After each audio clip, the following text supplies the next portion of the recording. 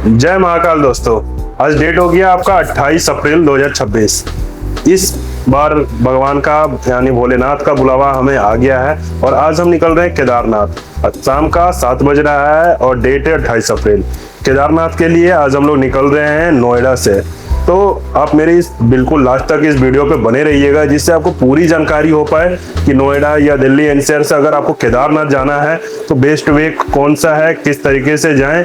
और बहुत ही नॉमिनल खर्च करने वाले हैं, ऐसा नहीं कि बहुत हाई फाई खर्च करने वाले हैं और ना ही बहुत कम से कम भी खर्च नहीं करने वाले हैं। ऐसा नहीं कि भाई धक्के खाते हुए जाएं या फिर जैसे तैसे जाएं, ऐसा भी नहीं। मतलब नॉमिनल एक खर्च करके हम लोग केदारनाथ जाने वाले हैं as a middle class family. ऐसा तो है नहीं, अब हायर क्लास और अपर क्लास है, हेलीकॉप्टर से नहीं जाने वाले हैं, बाई ट्रैकिंग करके ही जाने वाले हैं। लेकिन आप इस वीडियो में लास्ट तक बने रहिएगा, दिखाएंगे आपको A to Z चीजें कि अभी क्या चल रहा है केदारनाथ में, ठीक है, और कैसी भीड़ हो रही है, देन ट्रैकिंग रास्ता कैसा है, क्या व्यवस्था है, A to Z चीजें मैं आपको बताने वाला हूँ इस वीडियो में। यहाँ से अभी मैंने कैब बुक करा है स्टेशन जाने के लिए, जो कि मेरी ट्रेन है पुरानी दिल्ली से, जो कि सुबह हरिद्वार मुझे पहुंचाएगी। देन पूरे रास्ता का कंप्लीट डिटेल्स मैं बताने वाला हूं आपको कि कैसे मैंने कैब से दिल्ली गया, कौन सी ट्रेन है। ये आप लास्ट तक बने रहिए, जिससे कि आपको बिल्कुल सब चीजें पता हो जाएगी, कितना फेयर लग रहा है किस चीजों का, ये सब चीजें मैं बताने वाला हूँ। कितना खर्च हो रहा और मैं क्या खा रहा हूँ, ये सब चीजें भी बताने वाला हूँ। ऐसा नहीं बताऊंगा कि भैया आपको यहाँ से दिल्ली से हरिद्वार जाने में 500 लग गए, फिर वहां से खाने पीने का 200 रख लो। नहीं, मैं क्या खाऊंगा और क्या पे कर रहा हूँ, A to Z चीजें मैं दिखाने वाला हूँ आपको। आगे देखते हैं।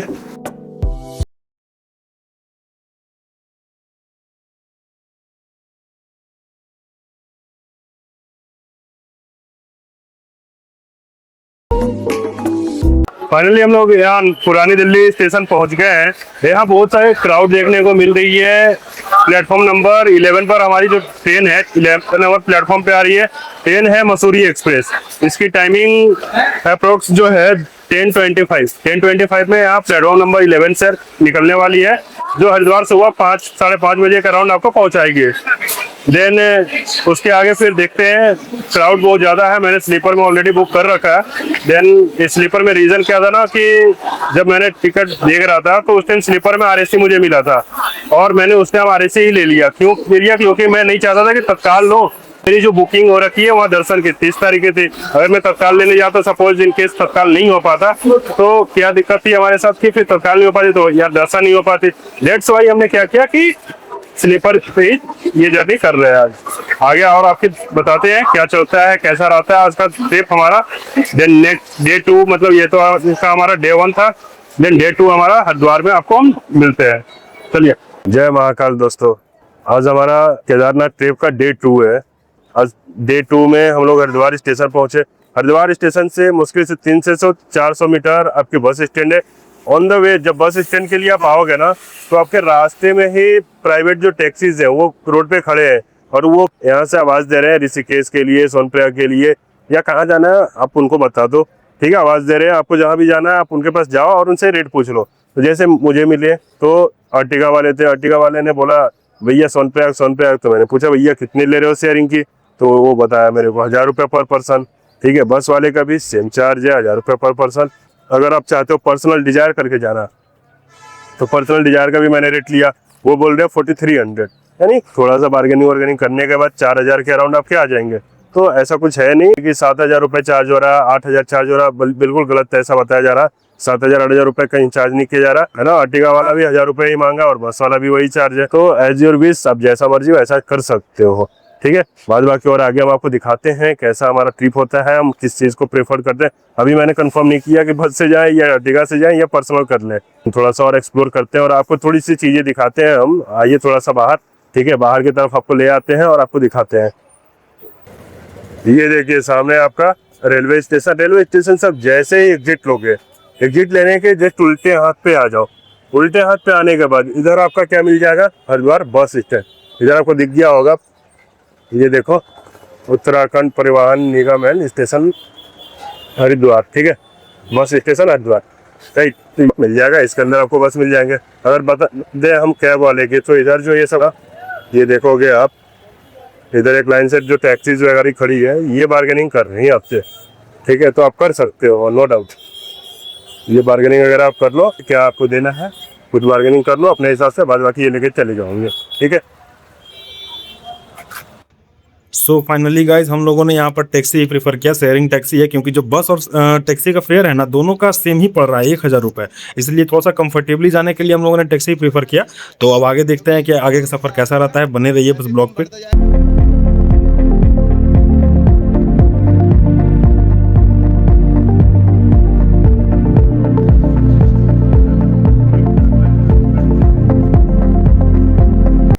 फिलहाल अभी हम लोग देवप्रयाग पहुंच गए हैं। हरिद्वार से लगभग जब हम सोनप्रयाग की ओर आ रहे थे तो 90 किलोमीटर के राउंड चलने के बाद क्या आपका देवप्रयाग आया। देवप्रयाग में अभी जहां हैं हम, यहाँ से जो गंगा नदी आपकी बन के जाती है, यानी दो नदी आकर के एक ही जगह मिलती है, पहला अलकनंदा और दूसरा भागीरथी नदी। ये दोनों नदी का एक जगह मेल होता है और यहीं से आपका गंगा नदी बन के जाता है। ये आप देख सकते हैं मेरे पीछे, यहाँ देखिए अलकनंदा और भागीरथी नदी दोनों एक जगह मर्ज हो रहा है। एक साइड से अलकनंदा नदी आ रही है, दूसरे साइड से आपकी भागीरथी, और ये दोनों मर्ज होकर के गंगा नदी बन करके आगे आपकी जाएगी। जो गंगा नदी आपको पटना, बक्सर ये सब में देखने को मिल जाती है, राइट, वही नदी यहीं से बन करके आपकी जाती है, ठीक है। यानी ओरिजिन इसका गंगा नदी का यही है, ओरिजिन पॉइंट है ये आप ऐसा बोल सकते हो, ठीक है। और कुछ ही किलोमीटर चलने के बाद हम लोगों को मिल गया ट्रैफिक जाम, बहुत ही लंबा ट्रैफिक जाम है। और कैब ड्राइवर का कहना है कि आए दिन हर रोज़ उन लोगों को ये जाम का सामना करना ही पड़ता है। तो इन्होंने बेस्ट ऑप्शन बताया इसके लिए कि आप जब भी निकलो ना हरिद्वार से सोनप्रयाग के लिए, तो आप ट्राई करो कि जितना जल्दी हो सके, जितना सुबह हो सके आप उतनी जल्दी ट्राई करिए। हम लोगों को तो खैर लेट हो गया था, लेकिन अगर वही हम लोग 4 बजे तक निकल जाते हैं ना वहाँ से, तो शायद ये जाम का सामना हम लोगों को नहीं करना पड़ता। फाइनली 1.5 घंटे के बाद हम लोग ट्रैफिक जाम से बाहर निकल गए हैं। लेकिन इस चीज़ का हम लोगों को कोई दिक्कत नहीं है कि ट्रैफिक जाम का सामना हम लोगों को करना पड़ा, क्योंकि जो हमारी मंजिल है ना बहुत ही ज़्यादा खूबसूरत है। और जितनी खूबसूरत हमारी मंजिल है उतना ही खूबसूरत वहाँ तक पहुँचने के लिए रास्ता भी है। ऐसा लग रहा है मानो हमारी बॉडी पहले से ही चार्ज होती हुई जा रही है, क्योंकि आगे चल करके हमें जो ट्रैकिंग करनी है ना, तो उसमें हमारी बॉडी बहुत ही ज़्यादा थक जाएगी। और कहीं ना कहीं ये भी कारण था कि मैंने बस को छोड़ करके कैब को ही सेलेक्ट किया, क्योंकि अगर हम लोग बस से आते तो शायद ये नज़ारा, ये व्यू हम लोग एंजॉय नहीं कर पाते जितना कि हम लोग कैब से कर पा रहे हैं। गाइस ये धारी देवी मंदिर है। इस मंदिर को बोला जाता है कि जो चारों धाम है ना उनका ये रक्षक है। एक्चुअली जो 2013 में आपदा आई थी वो यहीं से स्टार्ट हुई थी, इन्हीं के कारण आपदा आई थी, ऐसा बोला जाता है, ठीक है। एक्चुअली इस धारी देवी मंदिर के बारे में बहुत कुछ तो पता नहीं है। बात बाकी ये क्या है कि ऑन द वे जब हम लोग सोनप्रयाग जा रहे हैं तो ऑन द वे ये बीच में आ रहा है, जिसे कैब ड्राइवर ने बताया कि भैया ये धारी देवी मंदिर है, जिसे ये चारों धाम की रक्षक मानी जाती है। ये देखिए कुछ अलग सा ही दिख रहा है, इसका सैंड दिख रहा है बिल्कुल वाइट कलर का, वाइट सैंड है इसकी, है ना, इस टाइप से कुछ अलग ही दिख रहा है। और टेंपल देखोगे तो आप यहाँ है, राइट, ऐसा कुछ। ये रहा आपकी धारी देवी मंदिर। 2013 में क्या हुआ था ना, ये जो मंदिर है ना धारी देवी का, इस मंदिर को हटाया गया था कुछ कारण से, और उस मंदिर को हटाने के बस 2 ही 3 घंटे के अंदर क्या हुआ था, आपदा आई थी। जो सबसे मेन चीज़ है ये है यहाँ का।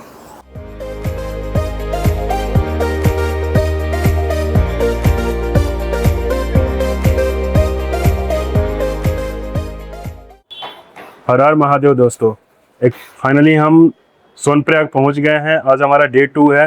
डे 1 हम नोएडा से निकले थे, देन नोएडा से आज डे 2 में मतलब सुबह मॉर्निंग में हम क्या हुआ हरिद्वार पहुंचे। देन सुबह हरिद्वार से हम लोग शेयरिंग कैब किए हैं। शेयरिंग कैब से हम निकले थे अप्रोक्स 7 बजे के राउंड, और यहाँ अप्रोक्स 2 बजे के राउंड पहुँच गए। यानी 7 से 2 जो भी लगा यही हमारा टाइम लगा आने में। और बीच में जो भी रास्ते में होटल्स वगैरह थे, बीच में हमने ब्रेकफास्ट वगैरह किया। नॉमिनल रेट थे, ऐसा कुछ नहीं है कि हाई रेट है, कुछ नहीं।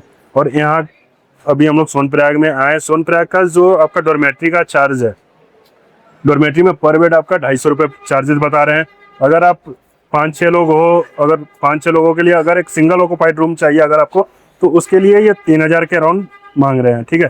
अगर आप डबल बेड की रूम चाहिए, अगर आपको डबल बेड की रूम के लिए चार्जेस यहाँ अप्रोक्स आपको 1000, 1200, 1500 तक आपको बेस्ट टू बेस्ट रूम मिल जाएगा, ठीक है। अब ऐसा नहीं है कि अगर जैसे कि 1500 बता रहे तो आप बार्गेनिंग ना करो, बार्गेनिंग करो, बार्गेनिंग कर रहे हैं, ठीक। बार्गेनिंग करने के बाद आप ठीक ठाक रेट पर आ जा रहे हैं। अभी जो हम लोग रुके हुए हैं ये सोनप्रयाग बस स्टैंड है सामने में, हम आपको जस्ट दिखा रहे हैं बैक व्यू करके दिखाना एक बार।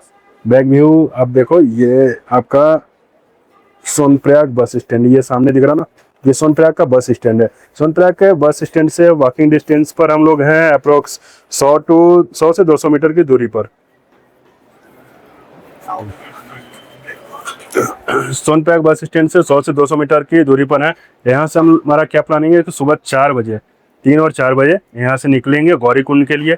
गौरीकुंड में जा करके, गौरीकुंड के लिए यहाँ सामने से ही क्या है, सामने आपका यहाँ से भी और 200 वॉकिंग डिस्टेंस आपको चलना होगा।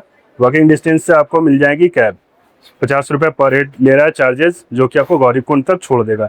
फिर वहाँ से आपको पैदल ट्रैकिंग करनी है। तो आज रात को तो हमारा स्टे यहीं है। देयर आफ्टर कल हमारा जो डे 3 होगा, डे 3 को हम लोग ट्रैकिंग स्टार्ट करने वाले हैं।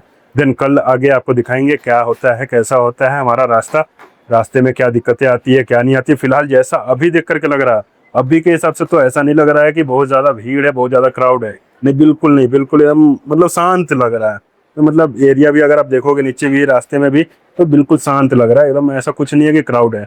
बाद बाकी ट्रैकिंग करते समय देखते हैं कैसा होता है, क्या माहौल रहता है, क्या नहीं। ठीक है, और बाकी मिलते हैं आप ये आपको